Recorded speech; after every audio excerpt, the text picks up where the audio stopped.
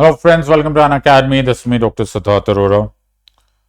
So friends, couple of days back, we had this first session of this very important discussion, and that was the landmark judgments of Supreme Court. I think this is a very fairly common knowledge to everyone कि Supreme Court judgments पे directly या indirectly questions आते ही हैं. Supreme Court is a headliner. There is no doubt about it. वैसे भी Supreme Court को under Article 141 of the Constitution बोला जाता है that the law decided by the Supreme Court is the law of the land. And more often than not, UPSC will always ask questions directly or indirectly. In fact, as I told you in the last session also, कई बार हमें पता भी नहीं चलता कि वो supreme court judgements में से क्वेश्चन आया. जैसे right to privacy is a fundamental right. This previous year question, this prelims में क्वेश्चन आया था कि right to privacy is a fundamental right. और where has this come from? So this fundamental right under Article 21 है right to privacy comes from the Aadhaar case, which is the Justice K.S. Puttaswamy retired versus the Union of India 2018 का case. Otherwise कैसे Article 21 को interpret कर दिया गया to right to privacy? So all in all मेरे ख्याल से one big edge to any UPSC CSE aspirant इसकी उसके सुप्रीम कोर्ट जजमेंट्स अच्छे से पता हो. The other problem in this is कि सुप्रीम कोर्ट जजमेंट्स आराम से पढ़ना आसान नहीं होता, because obviously supreme court is the highest court. It is, अगर आप उनके जजमेंट पढ़ोगे तो it will go into hundreds of pages and it is very difficult for any person regardless of the fact कि तुम अपने आप को कितना बड़ा पॉलिटिकल एक्सपर्ट समझते हो, to cull out what is actually relevant to your examination. As a lawyer probably तुम्हें समझ में आ जाएगा, बट एज अ लॉयर तुम जो समझ रहे हो वो प्रोबेबली सिविल सर्विसेज के लिए ओवरकिल हो जाएगा. और एज अ पॉलिटी स्टूडेंट या फिर एज अ नॉर्मल स्टूडेंट जो आप उस जजमेंट में से देख रहे हो वो शायद may not be good enough. तो मैं इस सीरीज में तुम्हारे लिए ये मदद कर रहा हूं कि मैं तुम्हें रेलेवेंट जजमेंट्स पढ़ा रहा हूं और उस रेलेवेंट जजमेंट्स में से जो रेलेवेंट टॉपिक्स है, जो रेलेवेंट पॉइंट्स है, केवल वो डिस्कस करेंगे, but at complete detail. In that sense कि तुम्हें इसके बाद कहीं और से पढ़ने की जरूरत नहीं पड़नी चाहिए. सो मेक श्योर कि इसी सेशन का करीब करीब यही स्क्रीनशॉट है, यही थंबनेल है, यही बैकग्राउंड है, उसका पार्ट 1 जरूर देख लेना. Here we are doing part 2 of the same session. So all you wanted to know about the landmark judgments, we are going to cover all of them. So this is part 2. As and when I need, या मुझे ऐसा लगेगा that we need more of them, we will certainly add more to them. So part 2 will maybe followed by part 3 and so on and so forth. Idea यहां पर यह है कि we have to crack this exam and we'll have to do it. जो हमें required है, we'll do all of that. So those amongst you who have yet not joined me on my Telegram channel, इस video को pause कर लो, okay, and you can scan this code. Otherwise ये उसका address है. You can join me on my Telegram channel. इस time पर एक बड़ा इंपॉर्टेंट अनाउंसमेंट है दैट अन अकेडमी आपके लिए लेकर आया है. This is an unbelievable offer. 1200 रुपया, less than 1200 rupees per month में आपको अन अकेडमी जैसा सीरियस प्लेटफॉर्म मिल जाएगा for preparation of your civil service examination. 1200 रुपया, I hope you understand, is nothing. That is 1200 rupees a month is 40 rupees a day. In fact even lesser than that. तो मुझे नहीं लगता कि इससे ज्यादा प्राइस और इससे ज्यादा अट्रैक्टिव प्राइसेस कहीं हो सकते हैं. And that too when you understand कि professionals and the best are teaching on Unacademy platform. So whether your target is 26 और 27, please make a good note of this offer. But याद रखना ये एक टाइम लिमिटेड ऑफर है. कहीं ऐसा ना हो जाए कि बाय द टाइम कि तुम फैसला करो it will be too late. So use my code SIDLIVE, SIDLIVE. SIDLIVE मेरा रेफरल कोड है. अगर आप इसको यूज करोगे so you will get an immediate discount on your understanding of this exam. Now एक एक करके समझते हैं. पहले केस को मैंने नाम दिया है euthanasia case, right.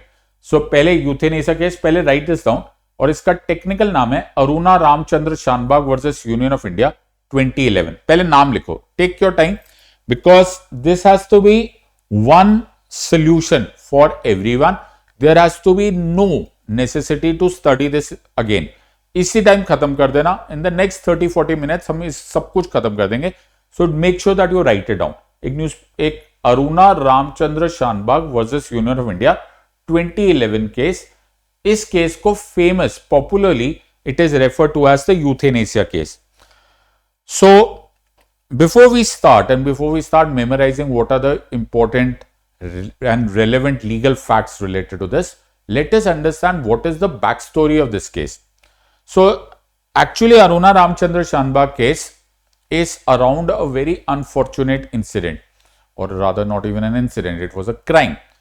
Aruna Ramchandra Shanbhag way back in 1970s was a nurse who was practicing in the King Edward Memorial Hospital, popularly called as the KEM Hospital in Mumbai. Parel नाम की एक जगह है बॉम्बे में, और बॉम्बे में वहां पर she was working as a nurse.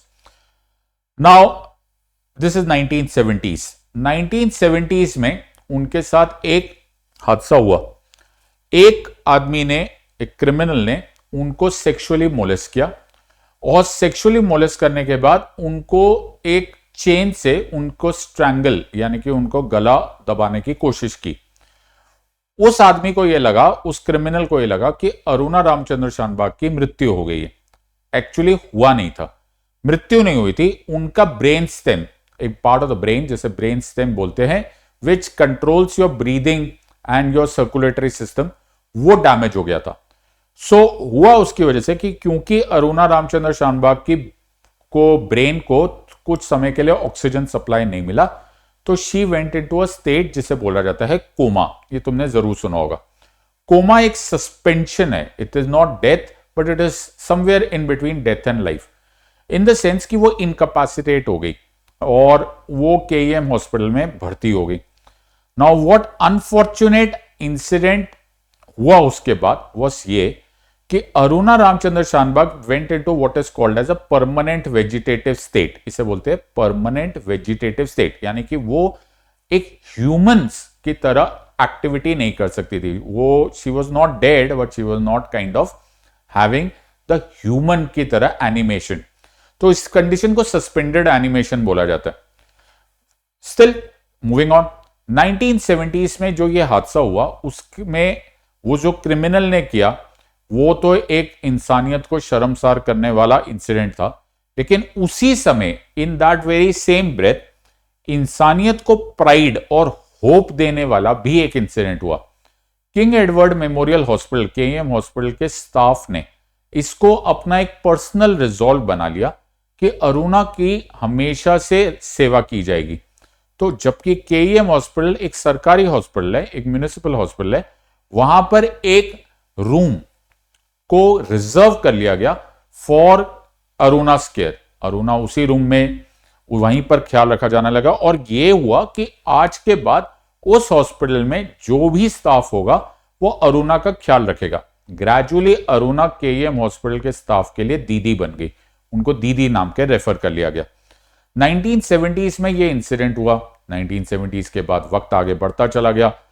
Around 40 years down the line, around 2010, I hope you realize कि although Aruna was not dead, Aruna was somewhere in the middle, लेकिन अरुणा की धीरे धीरे बॉडी वीक होती जा रही थी. सो 2010 में अरुणा की एक फ्रेंड आई, उनका नाम था पिंकी विरानी. उन्होंने एक पब्लिक इंटरेस्ट भी किया. उन्होंने एक पिटिशन डाली in Bombay high court.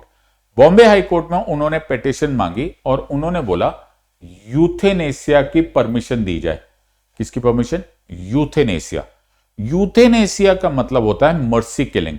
Mercy killing in the sense कि मेडिकल ग्राउंड्स पर कभी कभी इच्छा मृत्यु दे दी जाती है, कंसिडरिंग द फैक्ट और रादर एनालाइजिंग कि शायद मौत इज बेटर देन जिंदगी एट दिस स्टेज. सो ये यूथेनेसिया है और इसकी परमिशन मांगी गई by Pinky Virani by petitioning the Bombay High Court. However, one may ask a question कि यूथेनेसिया के लिए why did Pinky Virani go to the Bombay High Court? The reason to that here is कि euthanasia से related कोई specific law आज तक India में नहीं बना, फॉर दैट मैटर आज तक भी नहीं बना. 2011 का ये केस है. So only possibility is that under extraordinary circumstances high courts or the Supreme Court as the case may be, they may allow you, because ये actually एक लॉ के तहत आता ही नहीं है। बॉम्बे हाई कोर्ट ने इस पिटिशन को डिसमिस कर दिया, कंसिडरिंग कि no, we don't think that this petition has any merit, we won't allow this. उस बॉम्बे हाई कोर्ट की जजमेंट के खिलाफ in the form of an appeal ये केस बन गया Aruna Ramchandra Shanbaug versus union of India 2011 in the supreme court. और Aruna Ramchandra Shanbaug versus union of India case में supreme court में सेम पिटिशन फिर से बोली गई कि my Lord kindly allow us euthanasia because Aruna Ramchandra Shanbaug की तबीयत इतनी ज्यादा खराब हो चुकी है, उनका शरीर इतना कमजोर हो चुका है that she does not live with dignity. Please remember, तुम्हें पिछले वीडियो में मैंने बताया था कि मनेका गांधी केस में बोल दिया गया था कि मनेका गांधी केस में बोला था लाइफ सिर्फ सांस लेना नहीं होता, life is not merely breathing, life is living with choice and dignity. तो चॉइस नहीं है जी, डिग्निटी नहीं है। सिंस अरुणा की एज इतनी हो चुकी है, biologically she is very weak, तो पिंकी वीरानी की पिटिशन इसके अराउंड थी। So Supreme Court thought about it, seized on the matter, they analyzed the situation, and Supreme Court ने बोला कि considering the extraordinary circumstances of the life of Aruna Ramchandra Shanbag, we may allow this in extreme circumstances in this particular matter. इस particular matter में on the basis of a medical advice we may allow this. However, इसमें एक problem थी। Problem ये थी, तो पहली line देख लेते हैं। पहले ये लाइन थी कि individual has the right to die with dignity, ये बिल्कुल क्लियर है, और पैसिव यूथेनेसिया अलाउ कर दिया गया। That brings us to the second point कि ये पैसिव यूथेनेसिया क्या होता है। So euthanasia can again be divided into two types, one is active, one is passive. What is active euthanasia? Active euthanasia is you do something actively to kill the person, to cause death, to cause death. Passive euthanasia, you don't do anything to protect the person from death. तो तुम oxygen cylinder है वो खत्म हो रहा है, you don't replenish it, you don't replenish it, तुम उसको दोबारा नहीं भरते and the person dies, that is called passive euthanasia. तुम उसको वेंटिलेटर का सपोर्ट चल रहा है, वो वेंटिलेटर को तुम नहीं सपोर्ट हटा देते हो तो वो डेथ है, you are not giving actively any poison etcetera. So first of all very important that you note कि एक्टिव यूथेनेसिया की बात नहीं हो रही, we are only referring to passive euthanasia. Coming back to the topic, इस पूरे case में there were two parties. एक साइड पे थी पिंकी वीरानी who was acting as the friend to Aruna Ramchandra Shanbhag. She said कि ये मेरी friend है and because Aruna could not have petition, so on behalf of Aruna I am doing it. On the other side were the King Edward Memorial Hospital, KEM Hospital की nurses and the staff जो 40 साल से अरुणा की सेवा कर रहे थे और वो उनको अपना परिवार का भाग मानते थे। They said nothing doing, we don't want to have euthanasia for Aruna. So दोनों साइड की सिचुएशन थी। Now there is a problem, that problem is a very strictly legal problem. अभी मैंने थोड़ी देर पहले बताया कि मनेका गांधी केस में बोला गया था life is living with choice and dignity. The question that one may ask is whose choice, किसकी choice? Life is living with choice and dignity. और अगर तुम यह सवाल पूछ रहे हो कि right to die is also coming under article 21, यानी कि राइट टू डाई, मृत्यु भी राइट है, चॉइस है, तो किसकी choice? Now the question is a very pertinent one because Pinki Virani की चॉइस पूछी जा रही है कि केईएम हॉस्पिटल के स्टाफ की चॉइस पूछी जा रही है। None of it is right because article 21 उस पर्सन को अपनी चॉइस देता है। अब अरुणा एक ऐसी सिचुएशन में है that she is into a comatose condition, she was into coma, तो वो तो अपनी चॉइस बता नहीं सकती। Now that becomes a very difficult thing because वो अपनी चॉइस बता नहीं सकती, तो how would you say that article 21 is triggered in this cause? तो पिंकी वीरानी is not going to be replacing the choice of Aruna because Aruna ने कभी पिंकी को नहीं बताया कि जी मैं तो मरना चाहती हूं, and exactly on the other hand Aruna has also not said this to King Edward Memorial Hospital staff कि मैं जीना चाहती हूं। So that brought in a concept जो बहुत बाद में आया in 2018 जिसे Common Cause versus Union of India case बोला गया, जिसमें इस टेक्निकल इश्यू को हटाया गया by what is called as a living will। अब लिविंग विल क्या होता है?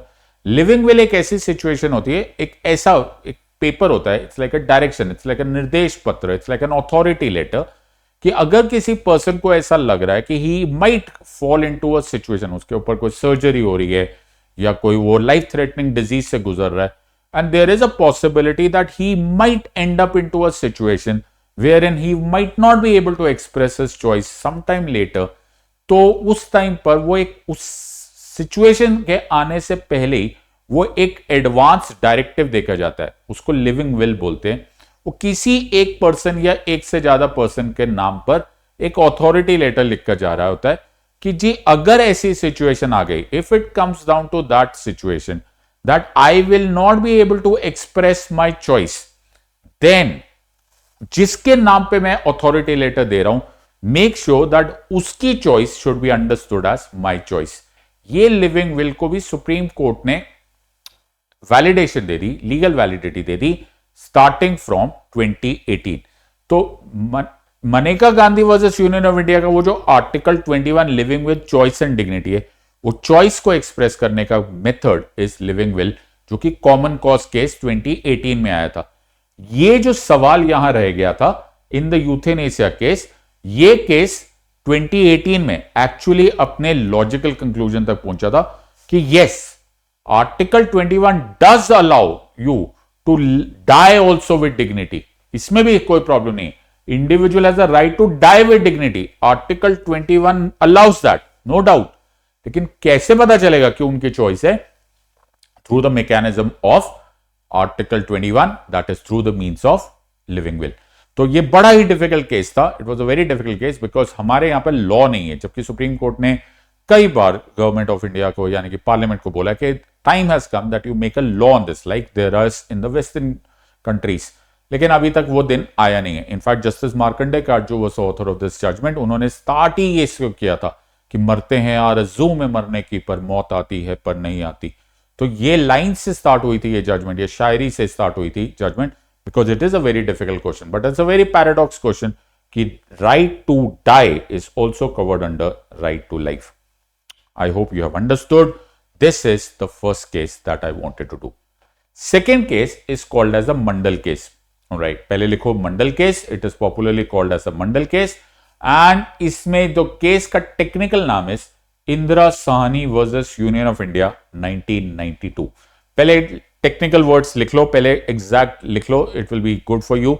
एंड इसी को पॉपुलरली मंडल केस बोला जाता है। So let's get down to the business. Again the back story बहुत रेलेवेंट होती है किसी भी जजमेंट को समझने के लिए।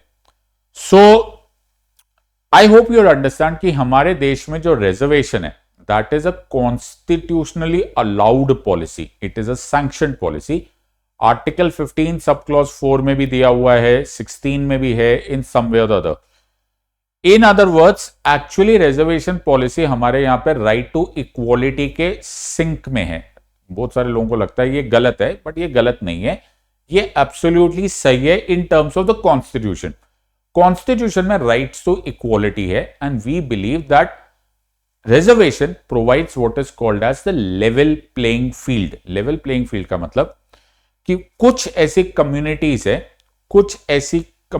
है जो for whatever reason social stigma की वजह से, social exclusion की वजह से वो धीरे धीरे पीछे रह गई in the race for progress।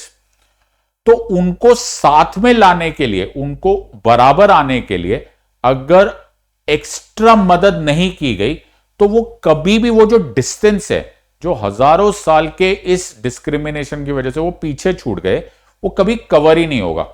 इसी को टेक्निकली बोला जाता है कि कभी लेवल प्लेइंग फील्ड आएगी ही नहीं। This is the concept of reservation. अब right at the outset, day we became independent, हमने सबसे पहले रिजर्वेशन देनी स्टार्ट कर दी to scheduled caste and scheduled tribes, because उनका the basis of reservation was very different। scheduled caste को reservation दी जाती है primarily on the basis कि they faced untouchability। वो उन्होंने untouchability को face किया हुआ है। this itself is ground enough कि हम उनको reservation दे रहे हैं। उसी तरह से scheduled tribes को भी population, scheduled caste यानी कि दलित, scheduled tribes यानी कि आदिवासी, शेड्यूल्ड ट्राइब्स को भी रिजर्वेशन पहले ही दिन से मिलने लग गई थी, प्राइमरली बिकॉज वो एक आइसोलेटेड वल्नरेबल पॉपुलेशन है। मैंने एक वर्ड अभी तक नहीं इस्तेमाल किया है और वो वर्ड है बैकवर्ड। शेड्यूल्ड कैस्ट और शेड्यूल्ड ट्राइब्स को प्राइमरली बैकवर्डनेस के बेसिस पर रिजर्वेशन नहीं मिल रही थी। तो बैकवर्डनेस के reservation was an entirely different thought process. Backwardness की रिजर्वेशन कम्स फ्रॉम और emanates from article 341 of the constitution और rather 340 of the constitution.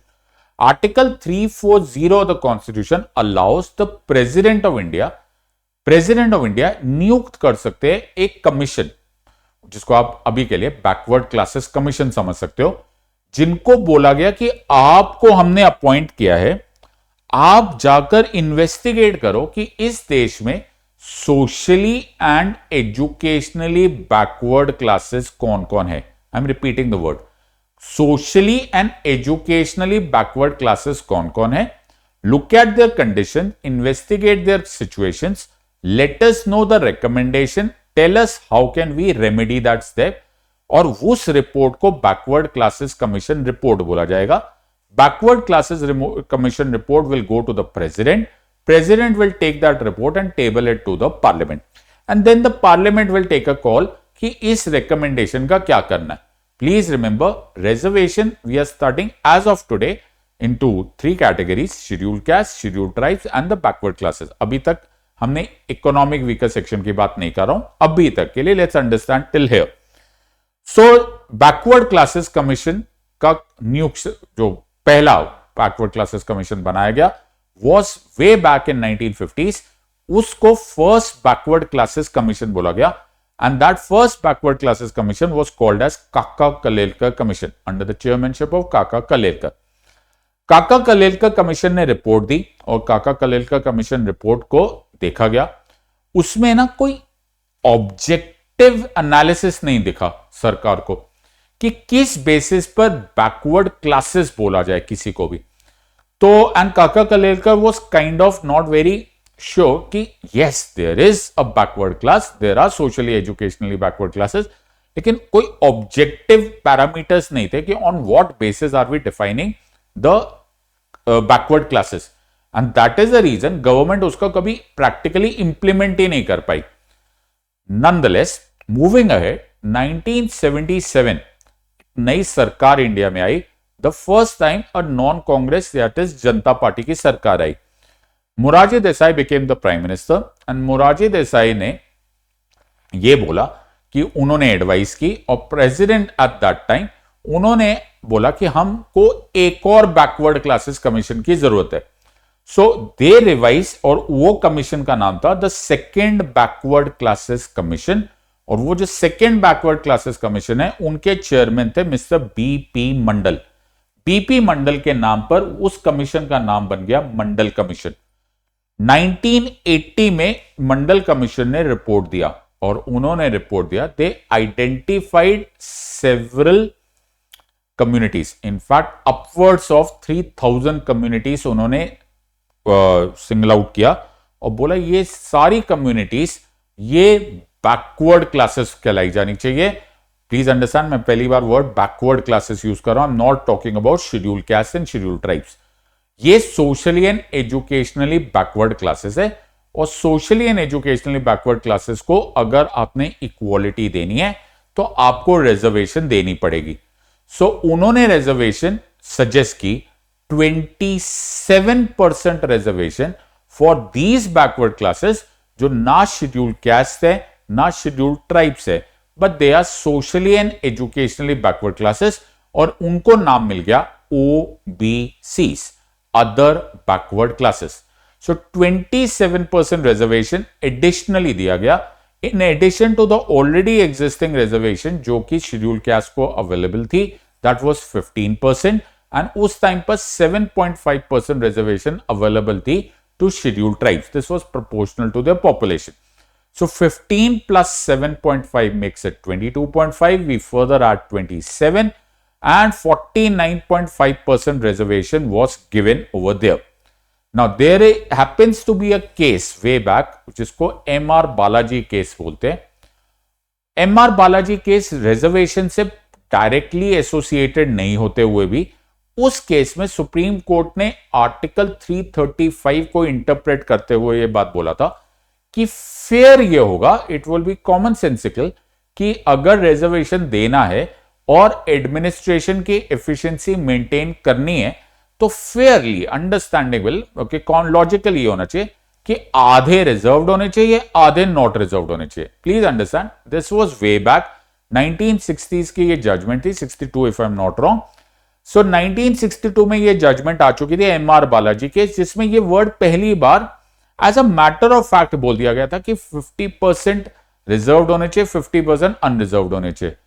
Keeping in view that 50% ceiling, इसी बेसिस पर मंडल कमीशन ने 27% रिकमेंडेशन किया था. So do the maths, 15% to scheduled caste, 7.5% to scheduled tribes and additional 27% makes it 49.5%, just within the 50% limit.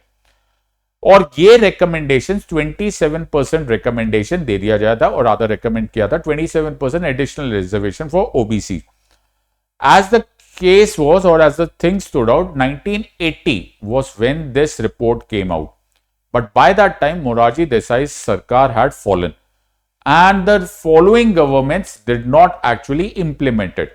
It was way later, on 13th August of 1990, when the newly formed National Front government under Prime Minister VP Singh ने एक office memorandum निकाला और उस office memorandum में announce ये कर दिया कि जो 1980 की रिपोर्ट में मंडल कमीशन ने रेकमेंड किया था, we are implementing it. So about 10 years down the line सरकार ने इसको इंप्लीमेंट कर दिया, and that is what is being seen in the newspaper. So it says 27% jobs in central services and PSUs for backward classes. This is the word that came out for the first time. अब इस 27% reservation, ये additional, please remember, मैं फिर बोल रहा हूं, I am repeating for the third time, we are not talking about reservation of scheduled caste and scheduled tribes. We are only talking about reservation for backward classes, the socially and educationally backward classes, as referred under Article 46 of the Constitution and under Article 15, subclause 4 of the Constitution. Open the Constitution, you can read these parts. Either ways, coming back to the story. At that time, जब ये implement हो गया, there was quite a bit of political backlash, but that's not what we are discussing today. एक PIL file किया गया, एक जनहित याचिका फाइल की गई by Madam Indira Sani. She is an advocate. Advocate Indira सानी जी ने एक PIL फाइल किया, जनहित याचिका फाइल की, against the implementation of the Mandal commission recommendation. उस इंप्लीमेंटेशन को चैलेंज किया गया in the honourable Supreme court. Constitutional bench ने यह मैटर हियर किया और यही केस इसी वजह से फेमस हो गया, मंडल केस.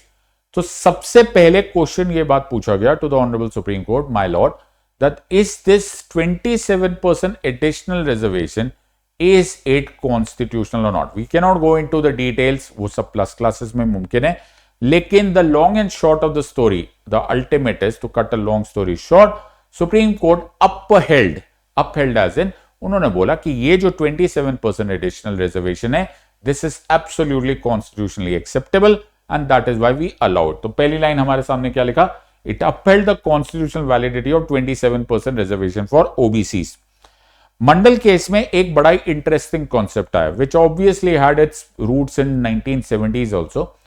बहुत बार पहले भी बात किया गया था, बट मंडल केस को इसीलिए रेफर किया जाता है क्योंकि बहुत सारी बातें जो इससे पहले हुई थी उनको फॉर्मल, क्योंकि सुप्रीम कोर्ट जो बोल देते हैं और जो जजमेंट में आ जाते हैं वो फॉर्मलाइज हो जाता है, वो फिक्स हो जाता है.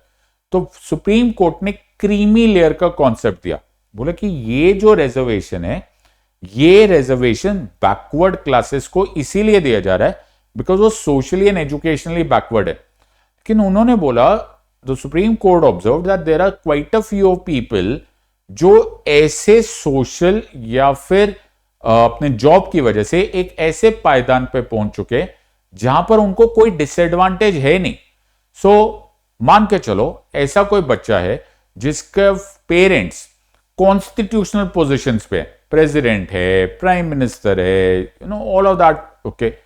तो वो किस तरह से डिसएडवांटेज है, तो उसको इस तरह की एक्स्ट्रा हेल्प की जरूरत नहीं है. इन अदर वर्ड्स, ओबीसीज की कैटेगरी में उसको रिजर्वेशन का एडवांटेज नहीं मिलेगा। ऑल्सो ये भी बोला गया कि कभी कभी जरूरी नहीं है कि वो कॉन्स्टिट्यूशनल पोजीशन हो, कभी कभी वो group A officers, IAS officer का बच्चा है, या फिर एक आय, एक अर्निंग का लेवल होता है जिसको बोल दिया गया कि सरकार इसको तय कर ले कि कितनी अर्निंग पर ईयर को माना जा सकता है कि ये अब बैकवर्ड नहीं रहा, सोशली एंड एजुकेशनली बैकवर्ड, ये बैकवर्ड नहीं रहा। तो उस कॉन्सेप्ट में on the basis of either your parents position और the earning that you are doing और your family is doing rather in an year, जो अमाउंट सरकार फैसला करेगी, उस कॉन्सेप्ट को बोला गया क्रीमी लेयर। क्रीमी लेयर में जो भी फॉल करेगा will not get the advantage of OBC reservation. Please remember OBC reservation. And I hope you recall, मैंने तुम्हें बोला था MR बालाजी केस ऑफ 1962 में जो वो 50% की बात just a matter of factly बताया गया था कि 50% should be the maximum ceiling, उसके बियॉन्ड रिजर्वेशन नहीं देना है। वो जो 50% लिमिट है उसको फिक्स कर दिया गया, इन द सेंस ये क्लैरिफाई कर दिया गया that this is now a judicial declaration that 50% cannot be exceeded. Obviously, there are certain fine prints also into this, but this is not the place to decide. जैसे बोला गया कि कुछ extreme and rare circumstances में किया भी जा सकता है, but we are for the time being not getting into this. So अभी के लिए जो मैं तुम्हें बताना चाहता था, because Mandal commission recommendations were huge voluminous, तो obviously the point was कि Supreme Court की judgments related to that Mandal Commission recommendation would also run into the hundreds of pages. But as of now, I think this would suffice कि हम लोग मंडल commission की at least ये 3 चीजें पढ़ ले। Number 1, 27% reservation for OBCs was held as legal and valid. 50% reservation ceiling was sanctified, in the sense was solidified, or rather it became a judicial declaration. And creamy layer का concept जो मैं फिर बोल रहा हूं had already been referred to. In fact, Justice V.R. Krishna Iyer ने way back in 70s भी इसके बारे में रेफर किया था, बट यहां पर फॉर्मलाइजेशन हो गया because of the supreme Court judgement. So this was Indira Sahni case. तो मैं एक बार सामने से हट जाता हूं, right. You might as well do yourself a favor and write these important points for yourself. Fair enough. So this is the second case, that is Indira Sahni case. Let's look at one last case for today. और मैं चाहता हूं कि तुम्हें यह भी समझ में आ जाए, और ये बड़ा इंटरेस्टिंग केस है. एंड इसके ऊपर अभी अभी एक क्वेश्चन भी आया है 2024 में, and this case is popularly called as Aadhaar case. So Aadhaar case का टेक्निकल नाम, फुल रियल नाम, title is justice K S. Puttaswamy retired versus union of India. 2018 की जजमेंट है, and I think this is a real landmark judgement. So मेरे हिसाब से ये judgement बड़ी इंपॉर्टेंट है. There are couple of reasons for this. One, right to privacy के ऊपर बहुत ज्यादा डिस्कशन होती है, not only in India but the world around. Second, justice K S. Puttaswamy जिनकी वजह से ये जजमेंट आई, उनकी अभी हाल फिलहाल में ही उनका इंतकाल हुआ है, उनकी मृत्यु हुई है. So the point here is कि कभी कभी ये ही एक ट्रिगर मैकेनिज्म हो जाता है व्हेन यूपीएससी को ये ध्यान आ जाता है कि might as well sir start asking this questions. So पहले मैं तुम्हें बता देता हूं कि what are we talking about. See, privacy, right to privacy is a fundamental right under Article 21. Now again you have to understand this कि privacy का मतलब क्या हुआ. See, there are two kinds of factors. If you go back to NCERT, way back, हम लोग जब पढ़ते थे तो 11th या 12th, if I'm not wrong, either ways, okay, completely forget, उसमें एक chapter है which talks about the harms theory. Although I teach that in PSIR when I used to teach, तो वो जो हार्म्स थ्योरी है उसमें एक थ्योरी होती है that is called the harms theory by Mill. Now what is harms theory? Harms theory बोलते हैं कि दो तरह के एक्शंस होते हैं. There are two action. One is a self regarding action, one is the others regarding action. मैं फिर बोल रहा हूं, self regarding and others regarding. It's a very difficult question and it's a paradoxical question one may need to answer कि yes there is a government, yes there is a state, yes they are allowed to make laws, लेकिन किस हद तक law बनाए जा सकते हैं, कहां पर we draw a line that the state or the government or the laws मेरे उस पार्ट को, मेरे दैट सैंक्टिफाइड सेक्रोसैंक्ट पार्ट को टच ना करे. इन द सेंस कुछ तो ऐसा होगा जो स्टेट के रेजीम के बाहर है या उसकी रीच के बाहर है. कुछ तो ऐसा होगा जो मेरा ही जोन है. Right, this is me individual. So this pursuit or this challenge or this push and pull between an individual and the state ये बहुत पुराना चल रहा है. So हार्म्स थ्योरी के अनुसार बोलते थे कि जो सेल्फ रिगार्डिंग है, जो मेरा इंडिविजुअल पर्सनल बात है, मैं क्या खाना चाहता हूं, ये मेरी लाइफ है. How is the state bothered about it? So मैं इसलिए बहुत अच्छे वर्ड बोला जाता है, इसे बोलता है कि the state has no business inside my room. Okay, वो मेरी पर्सनल लाइफ है. Now for a while we were discussing this way back, 60 से 70 से ये चल रहा था, एंड मेनी अ टाइम्स इसको ये बात बोला गया कि right to privacy should be declared as a fundamental right. लेकिन for a while Supreme Court did not hear this, or rather Supreme Court did not accept this. It was Justice K.S. Puttaswamy case in which Supreme Court में यही argument दोबारा हुई, this time in the context of आधार. क्योंकि आधार जब आप card बनवा रहे हो तो आपका रेटिना स्कैन किया जाता है, फिंगरप्रिंट लिया जाता है. So the point here is, where do you draw a line? Can we allow ये सारे fingerprints and retina scan, or is it beyond the state to ask for my fingerprint or retina scan? Where do you draw that line? So Supreme Court said a very nice thing. Supreme Court said, right to privacy is certainly a fundamental right, no doubt about it. However, कुछ मामलों में, so on that too under Article 21, right to life with choice and dignity. However, कुछ मामलों में the Supreme Court said that state can ask for things which you ordinarily think that it is your personal domain. For example, that वो आपका blood sample ले सकते हैं considering आपका crime किया हुआ है, कंसिडरिंग कि आपको वीजा करना है तो आपको या पासपोर्ट बनाना है तो आपके फिंगरप्रिंट ले सकते हैं, आपका ब्रेन स्कैन किया जा सकता है कंसिडरिंग कि आपके you are accused in a case. So there has to be 3 things, और वो बड़ा इंपॉर्टेंट वर्ड था, that was a triple test. Triple test है कि वो जो प्रिवेसी की तरफ इन्वेजन है या जो स्टेट एंटर कर रहा है तुम्हारे पर्सनल डोमेन में, it is necessary. Second, it should be proportional. ये नहीं है कि मुझे फ्रिस्क किया जा रहा है, मेरे मैं मूवी थिएटर में जा रहा हूं एंड आई एम फ्रिस्क कि यार तुम्हारे जेब में कुछ ऐसी चीज तो नहीं है which may cause a problem inside the theatre. और ऐसा नहीं हो सकता कि तुम फ्रिस्किंग की जगह मेरा ब्रेन स्कैन करने लग जाओ just because I'm entering into a movie theater. Now that would be considered as unproportional or disproportional. And third, that there should be a legal angle to it. तो वो law होना चाहिए, law के अनुसार ही किया जाना चाहिए. So इसको बोला गया triple test, necessity, proportional and legality. Short of that, बाकी इन तीनों को छोड़ दिया जाए तो राइट टू प्राइवेसी तुम्हारा निजता का अधिकार, तुम्हारा फंडामेंटल राइट अंडर आर्टिकल 21 है. Beautiful case. In fact, you'll do well if you read about this, और मैं कभी कभी स्पेशल क्लासेस लेता हूं तो we'll do this in far more detail.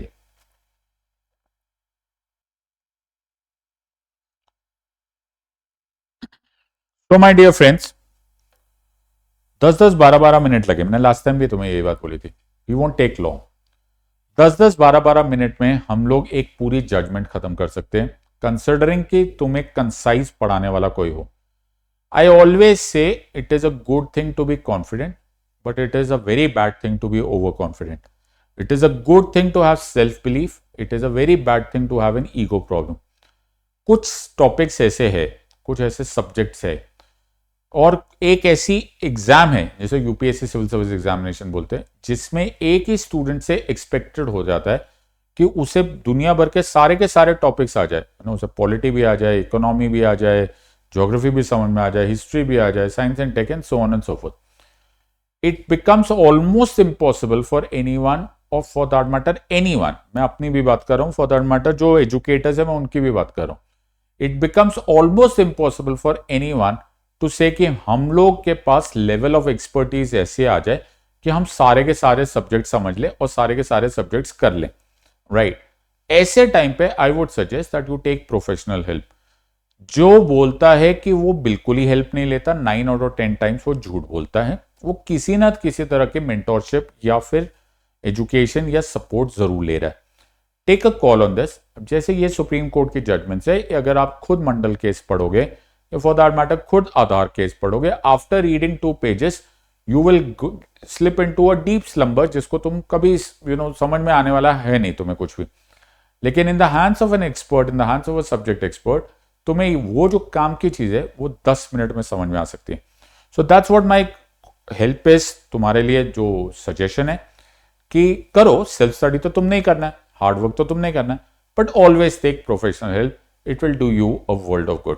I hope you have enjoyed this. Part 2 हो गया। पार्ट 3 में जो वीडियोस हम लोग करेंगे that will be related to very standard things like basic structure doctrine and the IR Coelho case and the Golaknath case and the Shankari Prasad and so on so forth, because अपने आप में वो भी एक बड़ा relevant topic है. I hope you understand. We'll get into that at a later stage, part 3, and very soon I'll bring that video to you. I hope you have enjoyed this. In the words of an academy, let's crack it. Until next time, God bless. Thank you and Jai Hind.